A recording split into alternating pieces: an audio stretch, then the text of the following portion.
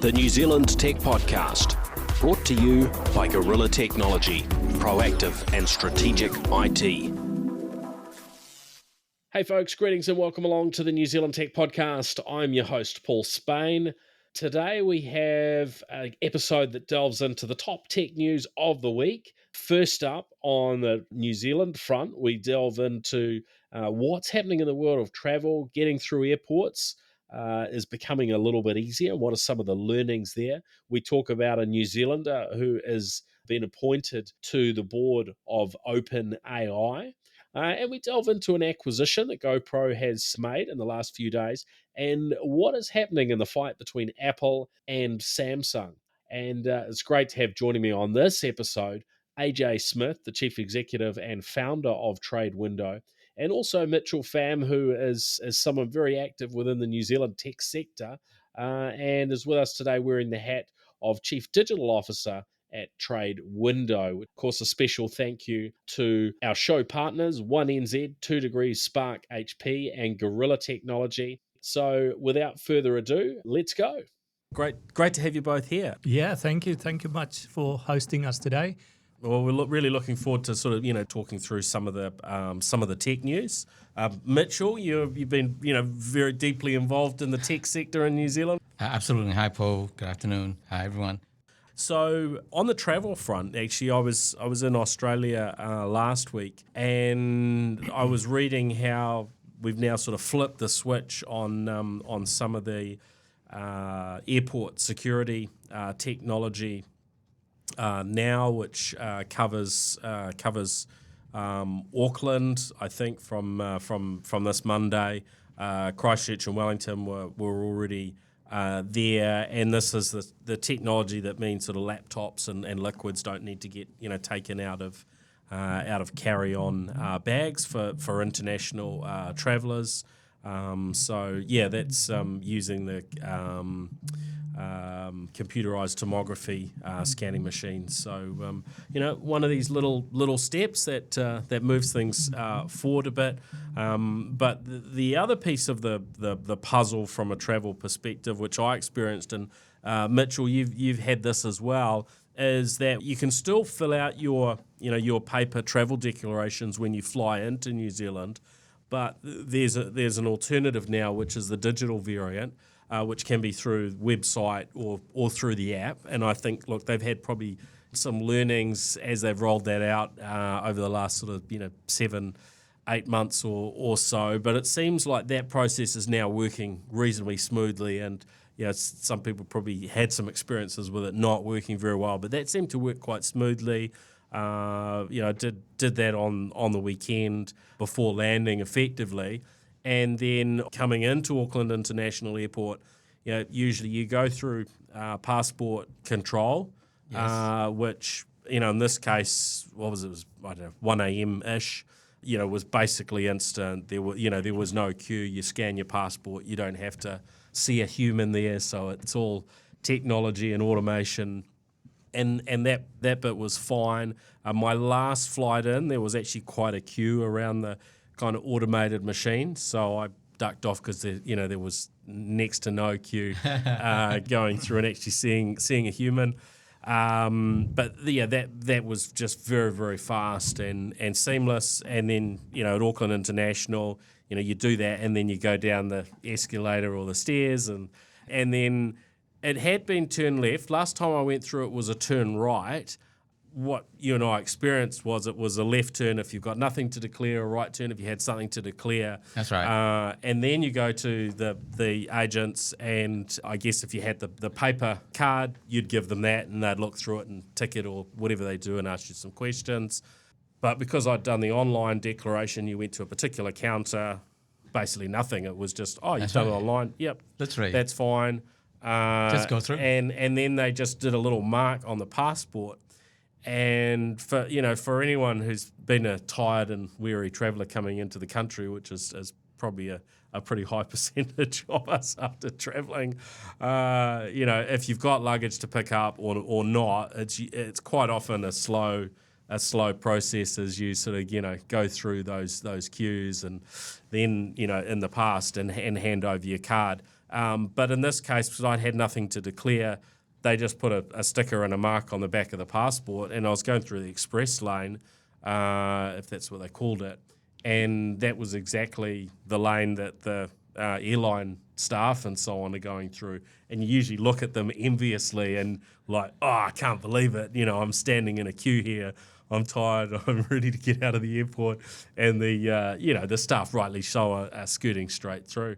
And that was exactly the queue. So it was through in moments. So great use of technology, isn't it? We've really seen an improvement, and also in the scanning of luggage, even just sort of the robots that are there that you put your bags onto, compared to the old sort of conveyor belts and scanning. All of that technology has really come forward a long way in recent years, hasn't it? Yeah, absolutely. I mean, it's digital transformation of an entire industry, right? That's whole travel industry, right? How Air New Zealand wants to, they're still aspiring to be like the most digitally advanced airlines in the world, and it's all shaped around, passenger experience, right? And then you're looking at those experiences about travel experience, right? You start on the plane and you just walk straight through, which is really cool. And for me, having been involved with Trade Window, kind of when I had that experience a couple of times, it kind of makes me realize that actually this is how the flow of people around the world should be. There's a flow of people around the world. Trade Window deals with the flow of goods around the world, and then the banks and the fintech companies deal with the flow of money around the world. And to my mind, it's actually only those three flows, really. Imagine if we get those flows right, where we can actually trust every transaction, everything arrives on time or real time or quickly, right? Yep. Seamless experience, right? I think that's pretty much what many of tech companies, try to achieve, is to really either to give or to contribute to that kind of experience, which is pretty cool. I also travel quite a bit, and I think the part that I most dislike is filling in those little documents when you at the end of your journey. Yeah. And then the bigger part is asking somebody close to you for a pen. Yes. If you're looking for a pen, if you can't find somebody with a pen, then you need to go and stand queue and trying to fill it in. And when you're most tired, what I do not understand is the airlines all have a lot of technology and capability. And for the amount of hours that you fly, you look into this little screen that is connected, it's got Wi-Fi. Why not just inject the application there and you can fill it in and there's no need for any paper, run the app there, and all airlines can then just submit those to government directly. Why need this? And it's surely possible today to avoid it. Yes. And then secondly, like what the UAE is doing now is removing the need for passports entirely. It's passport free. There's face recognition all over. Just walk through. They are piloting it now when surely it's possible to do it straight away. There probably is a chunk more that we can do, and that's a good example. And sitting down at my seat, it asks you for a little bit of verification, and then you're logged into your, in the case of Air New Zealand, your AirPoints account. You can go and order alcohol or whatever it is that you want, and it's billing it back and just taking it off your off an AirPoints balance. So. Yeah, my son was quite pleased to see. I can order some. I can order some chips on this flight, and I've got some AirPoints. So, so those connections are there, and when you've got that, half the data is already there as well, isn't it? So absolutely. There's not a need to ask. Which flight are you on? It's exactly. Like, I don't need to tell you that. I'm sitting here on this plane. What seat are you on? And lastly, there's a reference of data, of information that can be more trusted because the airline is holding a certain amount of data, and they are a trusted party, and they are already doing customs clearance and submissions and everything on behalf of government. So it's a trusted party distributing or engaging with government and delivering information to government. So it actually would enhance the system, makes it much more user-friendly experience. While you trying to kill 12 hours, you might as well fill in a little form. Yeah. Actually, that's a really important word, AJ. I think for me. Yeah, for all of the time I've been involved with technology innovation, the two keywords that keep on coming up, right, is trust, right? Can you enable or build in or add more trust to this whole process of whatever, so that it can become more seamless and people will just trust it. Yeah. And then the other one is frictionless. Yeah. Right? Have you ever, Paul, you've been to the US, have you ever been to one of those Amazon Go stores?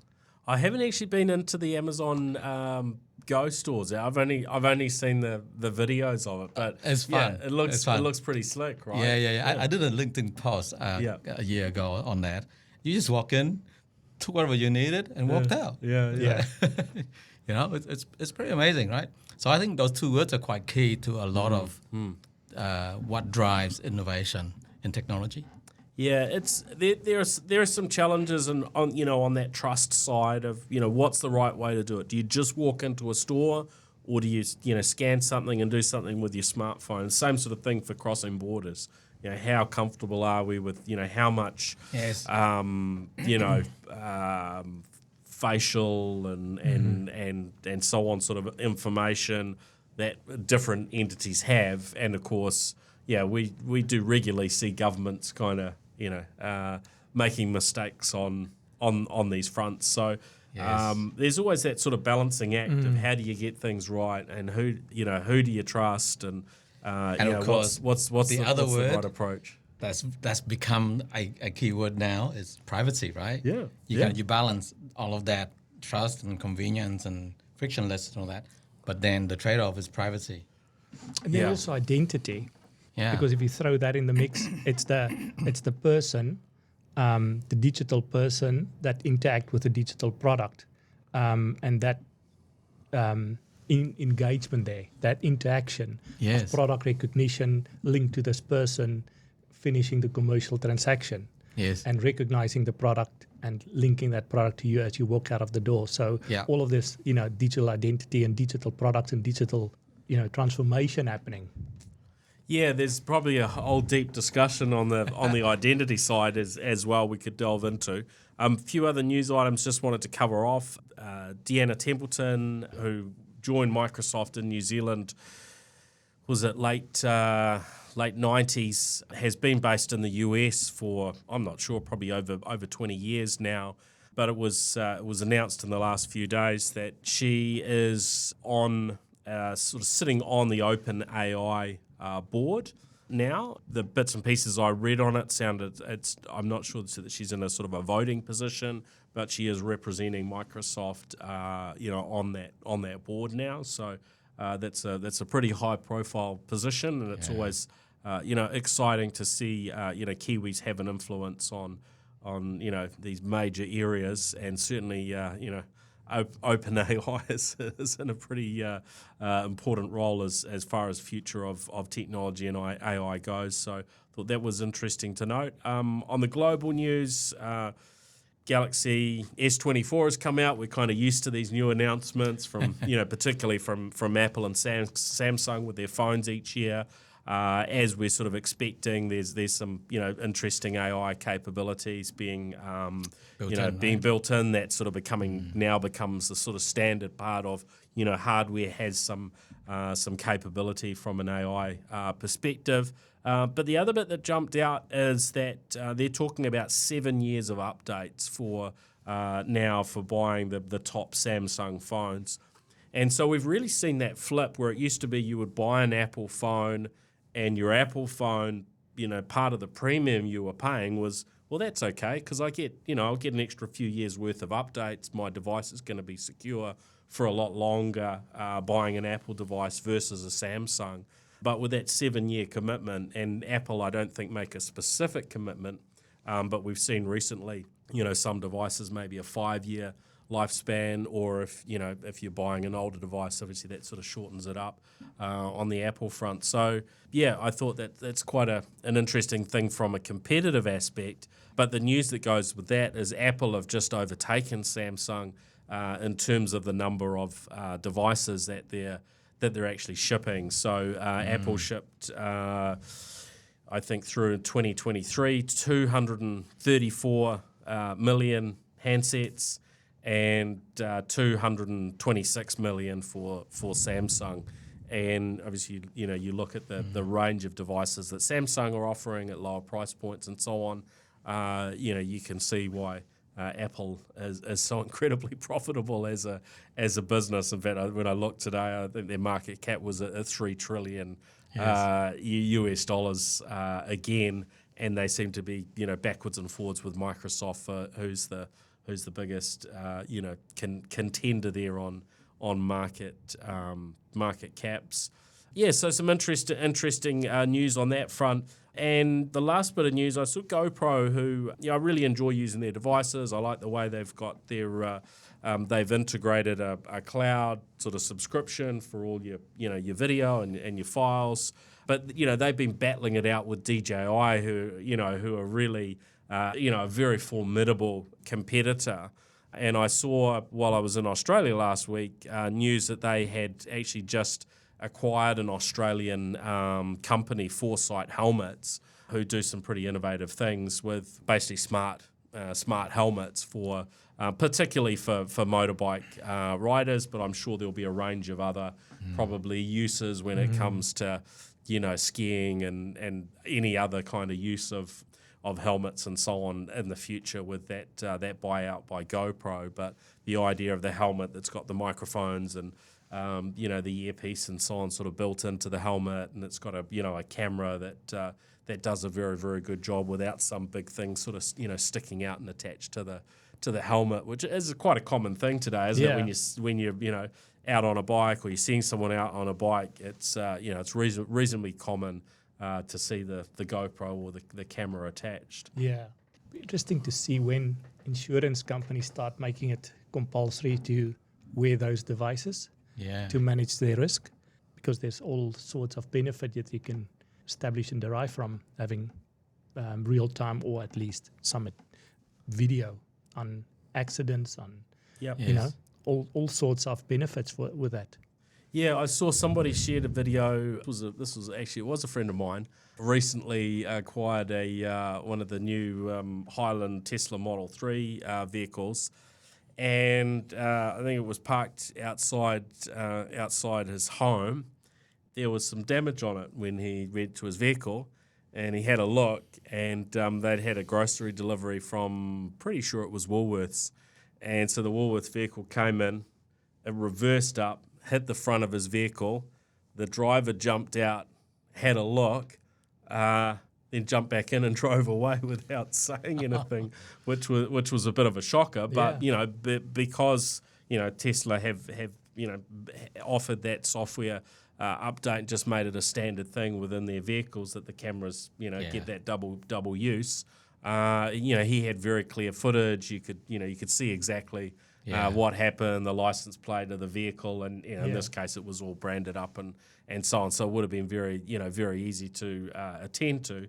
But an embarrassing situation for the driver, and these are the sorts of things that will flip people's habits from just driving off to you don't want to be doing that anymore if that's the way you were inclined to operate in the past when there's going to be footage. So, exactly. There's sometimes some encouragement of good habits, and I think it's probably the same for motorbike and bicycle riders. If you see someone wearing a camera, it's probably going to encourage some better habits on the road. I would tend to think so. Yeah. Thank you, everyone, for listening in to this episode of the New Zealand Tech Podcast. It's been great to share some of the tech news and opinions with you for the week.